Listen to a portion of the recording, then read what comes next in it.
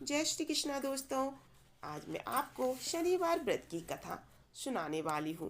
पहले मैं आपको कुछ शनिवार व्रत की विधि के बारे में बता दूँ। तो शनिवार के दिन शनि देवता का पूजन किया जाता है। इस दिन काला तिल, काला वस्त्र, तेल, उड़द शनि को बहुत प्रिय है। इसीलिए इन सभी वस्तुओं से हम शनि देवता का पूजन करते हैं। शनि की दशा को दूर करने के लिए ये व्रत किया जाता है तथा शनि की कथा हमें इस व्रत के दिन जरूर सुननी चाहिए। तो शुरू करते हैं अब आज की कथा। एक समय सूर्य, चंद्रमा, मंगल, बुध, बृहस्पति, शुक्र, शनि, राहु और केतु इन ग्रहों में आपस में झगड़ा हो गया। हम सब में सबसे बड़ा कौन है? सब अपने आप को बड़ा कहते थे। जब आपस में कोई निश्चय न हो सका तो सब के सब आपस में झगड़ते हुए इंद्र के पास गए और कहने लगे कि आप सब देवताओं के राजा हो, इसीलिए आप हमारा न्याय करके बतलाओ कि हम नवों ग्रहों में से सबसे बड़ा कौन है। राजा इंद्र इनका प्रश्न सुनकर घबरा गए और कहने लगे, मुझ में ये सामर्थ्य नहीं है जो किसी को बड़ा या छोटा बतलाऊं। मैं अपने मुख से कुछ नहीं कह सकता। हाँ, एक उपाय हो सकता है। इस समय पृथ्वी पर राजा विक्रमादित्य दूसरों के दुखों का निवारण करने वाले हैं। इसीलिए तुम सब मिलकर उन्हीं के पास जाओ, वही तुम्हारे दुखों का निवारण करेंगे। ऐसा वचन सुनकर सभी ग्रह देवता चलकर भूलोक में राजा विक्रमादित्य की सभा में जाकर उपस्थित हुए और अपना प्रश्न राजा के सामने रखा। राजा उनकी बात सुनकर बड़ी चिंता में पड़ गई कि मैं अपने मुख से किसको बड़ा और किसको छोटा बतलाऊं। जिसको छोटा बतलाऊंगा वही क्रोध करेगा। परंतु उनका झगड़ा निपटाने के लिए एक उपाय सोचा। उन्होंने सोचा कि सोना, चांदी, कांसा, पीतल, सीसा, रांगा, जस्ता, अभ्रक और लोहा नवों धातुओं के 9 आसन बनवाए जाएं। सब आसनों को क्रम से, जैसे सोना सबसे पहले और लोहा सबसे पीछे बिछाए गए। इसके पश्चात राजा ने सब ग्रहों से कहा कि आप सब अपने अपने सिंहासनों पर बैठ जाइए। जिसका आसन सबसे आगे वह सबसे बड़े और जिसका आसन सबसे पीछे वह सबसे छोटा जानिए, क्योंकि लोहा सबसे पीछे था और वह शनिदेव का आसन था। इसलिए शनिदेव ने समझ लिया कि राजा ने मुझको सबसे छोटा बना दिया है। इस पर शनि को बड़ा क्रोध आया और कहा कि राजा, तू मेरे पराक्रम को नहीं जानता। सूर्य एक राशि पर 1 महीना, चंद्रमा 2.25 महीना 2 दिन, मंगल 1.5 महीना, बृहस्पति 13 महीने, बुध और शुक्र 1 महीने, परंतु मैं राशि पर 2.5 अथवा 7.5 साल तक रहता हूँ। बड़े बड़े देवताओं को भी मैंने भीषण दुख दिया है। राजन सुनो, राम जी को 7.5 ही आई और वनवास हो गया।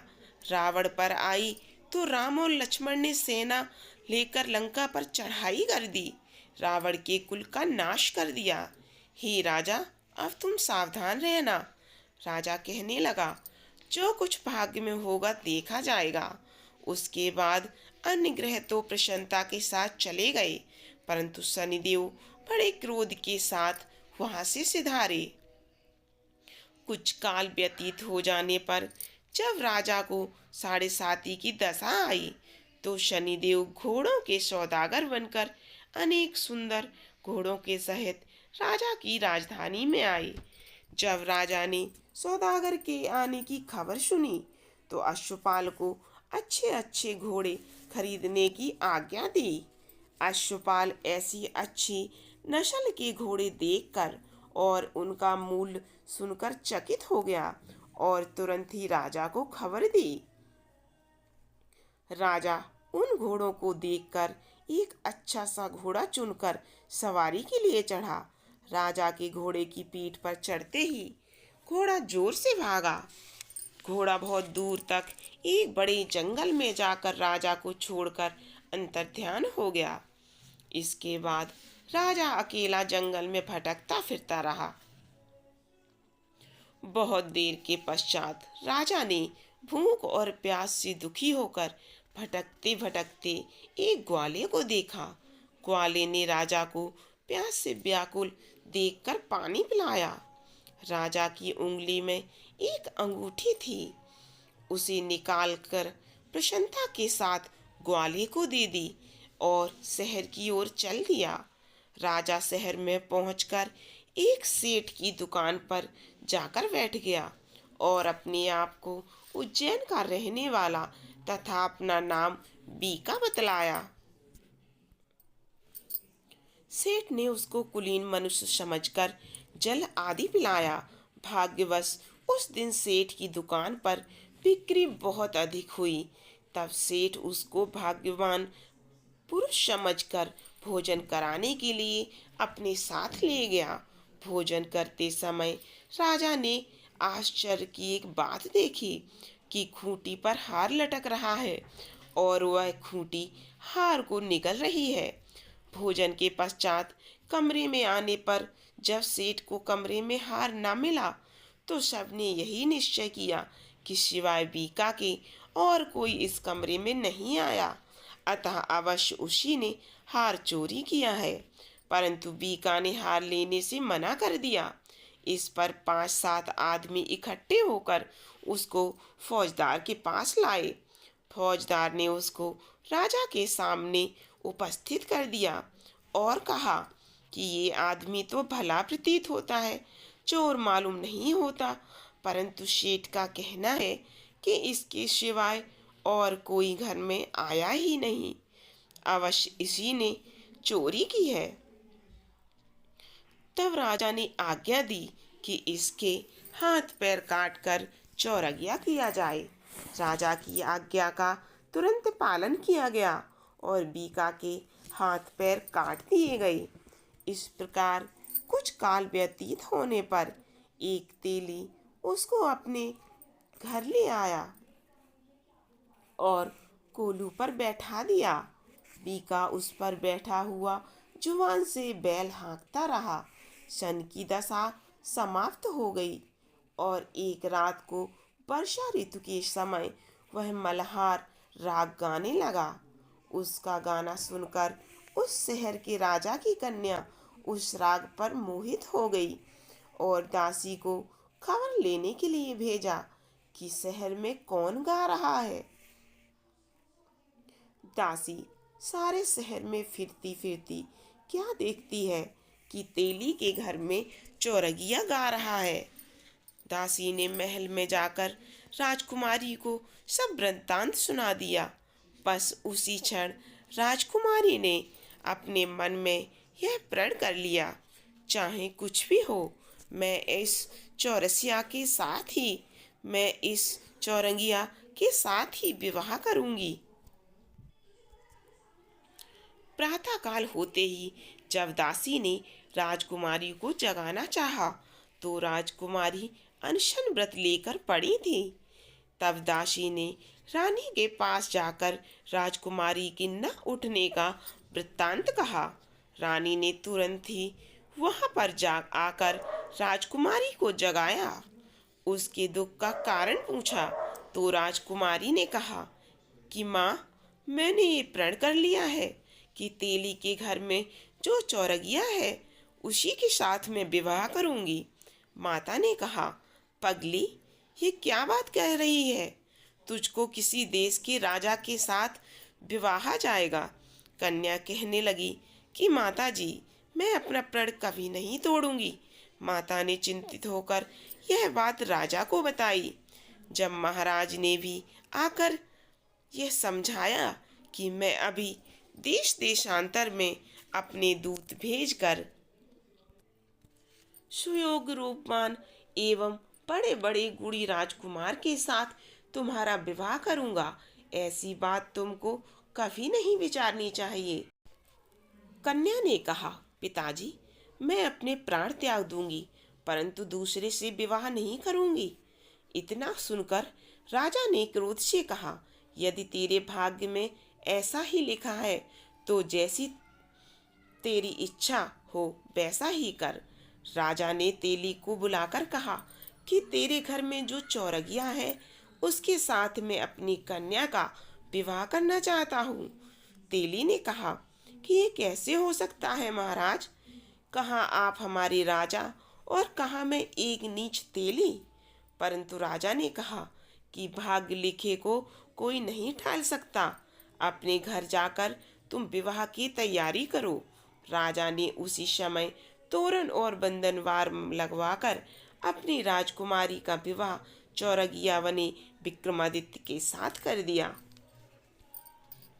रात्रि को जब विक्रमादित्य और राजकुमारी महल में सोए थे तो आधी रात के समय शनिदेव ने विक्रमादित्य को स्वप्न दिया कि राजा, कहो, मुझको छोटा बतलाकर तुमने कितना दुख उठाया। राजा ने क्षमा मांगी। शनिदेव ने प्रसन्न होकर विक्रमादित्य को हाथ पैर दिए। तब राजा ने कहा, महाराज, मेरी प्रार्थना स्वीकार करें कि जैसा दुख आपने मुझे सौंप दिया है ऐसा और किसी को ना दें। शनिदेव ने कहा कि तुम्हारी ये प्रार्थना स्वीकार है। जो मनुष्य मेरी कथा सुनेगा या कहेगा उसको मेरी दशा में कभी किसी प्रकार का कोई दुख नहीं होगा, और जो नित्य मेरा ध्यान करेगा या चींटियों को आटा डालेगा उसके सब मनोरथ पूर्ण होंगे। इतना कहकर शनिदेव अपने धाम को चले गए। राजकुमारी की आंख खुली और उसने राजा के हाथ पांव सही सलामत देखे तो आश्चर्य को प्राप्त हुई। उसको देखकर राजा ने अपना समस्त हाल कहा कि मैं उज्जैन का राजा विक्रमादित्य हूँ। यह बात सुनकर राजकुमारी अत्यंत प्रसन्न हुई। प्रातःकाल राजकुमारी से उसकी सखियों ने पूछा तो उसने अपने पति का समस्त वृत्तांत कह सुनाया। तब सबसे प्रसन्नता प्रकट की और कहा कि ईश्वर ने आपकी मनोकामना पूर्ण कर दी है। जब उस सेठ ने यह बात सुनी तो वह विक्रमादित्य के पास आया और विक्रमादित्य से बोला और राजा विक्रमादित्य के पैरों में गिरकर क्षमा मांगने लगा कि आप पर मैंने चोरी का झूठा आरोप लगाया था, अतः आप मुझको जो चाहे दंड दे। राजा ने कहा, मुझ पर शनिदेव का कोप था, इसी कारण यह सब दुख मुझको प्राप्त हुआ। इसमें तुम्हारा कोई दोष नहीं। तुम अपने घर जाकर अपना कार्य करो। सेठ बोला कि मुझे तभी शांति होगी जब आप मेरे घर चलकर प्रतिपूर्वक भोजन करेंगे। राजा ने कहा, जैसी आपकी मर्जी वैसा ही करें। सेठ ने अपने घर जाकर अनेक प्रकार के सुंदर भोजन बनवाए। राजा विक्रमादित्य को प्रतिभोज दिया। जिस समय विक्रमादित्य भोजन कर रहे थे एक अत्यंत आश्चर्य की बात सबको दिखाई दी। जो खूंटी पहले हार निगल गई थी अब हार उगल रही है। जब भोजन समाप्त हो गया तो सेठ ने हाथ जोड़कर बहुत सी मोहरें राजा को भेंट की और कहा कि मेरे श्रीकमल नामक एक कन्या है, आप उसका प्राणी ग्रहण करें। इसके बाद सेठ ने अपनी कन्या का विवाह राजा के साथ कर दिया और बहुत सा दान दहेज देकर राजा को विदा किया।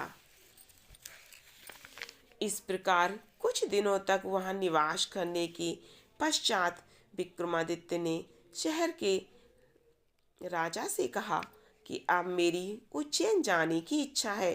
फिर कुछ दिन बाद विदा लेकर राजा राजकुमारी मनभावती, शेर की कन्या श्रीकमरी तथा दोनों जगह के दहेज से प्राप्त अनेक दास दासी, रथ और पालकियों सहित विक्रमादित्य उज्जैन की तरफ चली। जब शहर के निकट पहुंचे और पुरवासियों ने राजा के आने का संवाद सुना तो समस्त उज्जैन की प्रजा अगवानी के लिए आई। तब बड़ी प्रसन्नता से राजा अपने महल में पधारे। सारे शहर में बड़ा भारी महोत्सव मनाया गया और रात्रि को दीपमाला की गई। दूसरे दिन राजा ने शहर में ये सूचना कराई कि शनिश्चर देवता सब ग्रहों में सर्वोपरि हैं। मैंने इनको छोटा बतलाया, इसी से मुझको ये दुख प्राप्त हुआ है। इस कारण सारे शहर में सदा शनिश्चर महाराज की पूजा और कथा होने लगी। राजा और प्रजा अनेक प्रकार के सुख भोगती रही। जो शनिश्चर महाराज की इस कथा को पढ़ता और सुनता है, शनिदेव की कृपा से उसके सब दुख दूर हो जाते हैं। शनिवार की कथा को व्रत के दिन अवश्य सुनना चाहिए और पढ़ना चाहिए। ओम शांति, ओम शांति, ओम शांति। तो दोस्तों, फिर मिलते हैं ऐसे ही धार्मिक एक और कहानी के साथ। मेरे चैनल को जल्दी से सब्सक्राइब कर लीजिएगा और मेरी वीडियो को लाइक ज़रूर कीजिएगा और कमेंट कीजिएगा कि आपको ये कहानी कैसी लगी। और एक बार शनिदेव महाराज की जय लिखना तो बनता ही है, तो प्लीज़ जल्दी से कमेंट कीजिए। जय शनिदेव।